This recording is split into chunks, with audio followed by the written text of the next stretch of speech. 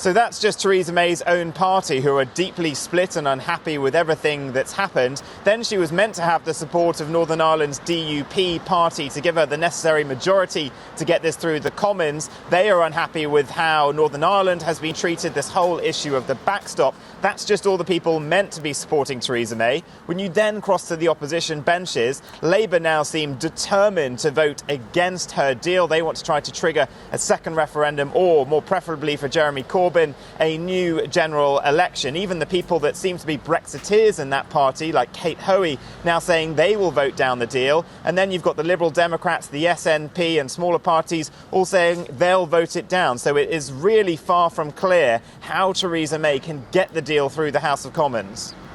And Vincent, let's turn our attention to the actual text of this draft agreement. Of course, it hasn't been released. We've had leaks. We've heard a few headlines. Can you tell us any more about what's actually inside that document?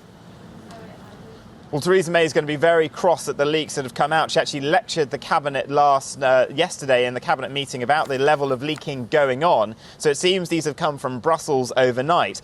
And Theresa May seems to have got a concession from the EU. There isn't the backstop to the backstop. So that is a border in the Irish Sea in the event of the transition period not producing a full deal. What will happen instead, though, is that Northern Ireland will stay in a sort of closer alignment with the Republic of Ireland than the rest of the EU. That is going to obviously upset the DUP, who have said throughout that Northern Ireland, the province, has to be kept in the exact same arrangement as the rest of the UK. They don't want any differentiation because they're worried about a united Ireland once again. So that is something that's come out overnight. There'll also be more of a fair playing field, something the Prime Minister's agreed to, that there will be sort of alignment on workers' rights, on things like state aid, on environmental rights, and that is something that the Brexiteers are going to latch onto and say is capitulation to the EU, lets them make the decisions, and will hamper us making new free trade deals. So whilst you may think it was time for Theresa May to celebrate last night on finally getting this agreement, I don't think there was any bubbly being popped in this place back here, because now the hard work at home begins. All right, thank you very much, Vincent McAviney in Westminster with the view from London. Well, as ever, let's cross over to the view from the European side of things. Darren McCaffrey, our political editor, is in Strasbourg for us. Good morning, Darren. Now, we've been hearing from Vincent about the hurdles that this draft agreement has to jump over just on the UK side. Once that happens, if it does happen, it's still got to pass 27 remaining member EU states, doesn't it? It does in theory, but I think in reality we were pretty much there with this draft agreement.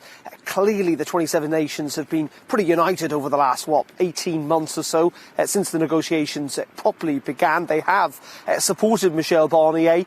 And we have to remember, Belle, the last few months, or even indeed the last year or so, have really been about very specific stumbling blocks in this agreement. We've all seen the images of Michel Barnier holding up the document with the highlighted part saying that 90% had been agreed some time ago. So I don't think there'll be any doubt that, on the whole, the European Union countries are on side with this draft text. Now, there will be a meeting of EU ambassadors in Brussels later on this afternoon, pretty much at the same time as the UK Cabinet meets. That meeting had originally been scheduled to talk about a no-deal Brexit. The subject has now been changed to talk about Brexit progress. But working on the assumption, and we are working in the assumption that it will get through the UK Cabinet today. That is when the European aspect of this all kicks into play. After that ambassadors meeting, we would then expect to see a meeting of the General Affairs Council. That involves the foreign ministers of the other 27 nations, probably take place on Monday. And over the next week or so, EU leaders and countries will go through the draft document in a fine-tooth comb to make sure that everything is up to their end of the deal, to try and iron out any problems. And there are still negotiations ongoing. This is still just essentially a draft document. And then the expectation, if all is going to plan, that we would see this emergency EU Council summit that had been scheduled for this weekend, but potentially could happen as early as next weekend. November 25th is being talked about, Belle. And Darren, whilst you're talking about this timeline, when do you think the rest of us, we might get to see what's in this draft agreement?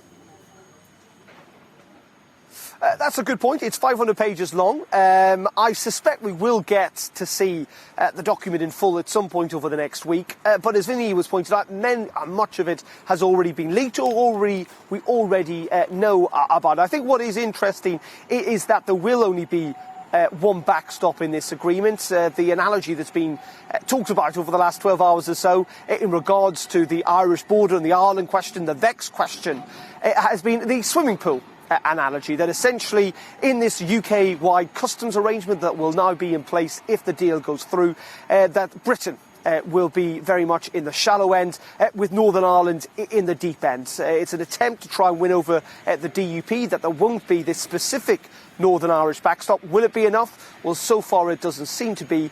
And on the second idea of the mechanism to get rid of the UK-wide customs deal, now the UK has won that in a diplomatic move to have it as a UK-wide deal, but they want to be able to leave it unilaterally, Bell.